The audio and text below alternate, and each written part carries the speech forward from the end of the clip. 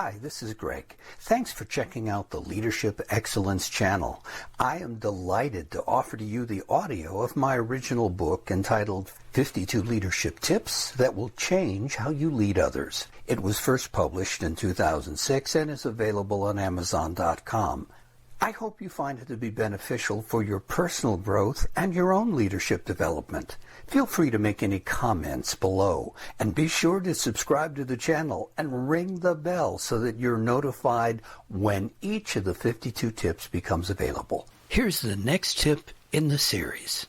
Leadership in email messages. It is reported that well over 20 million workers worldwide are connected by email networks, and that number is growing rapidly. Email has become a major and primary means of personal communication. Leaders know that email can be an effective or destructive tool to correspond depending on how wisely it is used. Mastering this modern technology is a real advantage for those who learn how to glean the best from it, and it can dramatically increase our productivity. Here are some powerful ways a leader can effectively use email communication and avoid its abuse. Don't forget that what you communicate is in writing.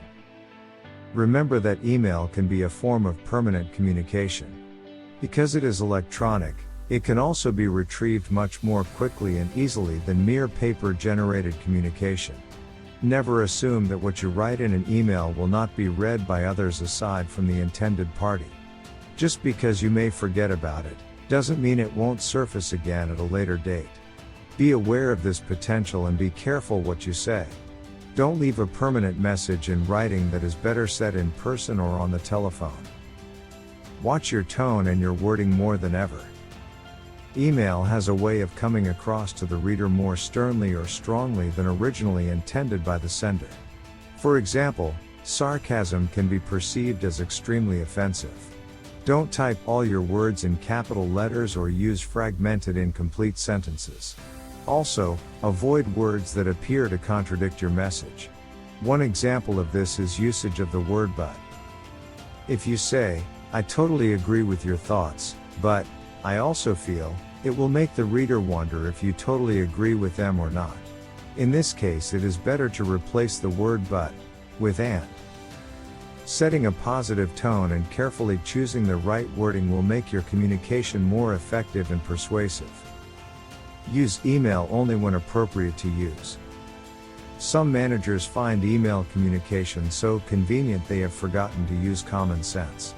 Don't do or say things in email as an excuse to hide behind your computer terminal. Email is not the proper forum for disciplinary actions, performance reviews, or obscene joke telling. It is not a replacement for management by walking around or having personal contact with others. There are many things that are only suitable to carry out in person. Many other actions are only really effective when communicated one-on-one, like personally questioning an important decision.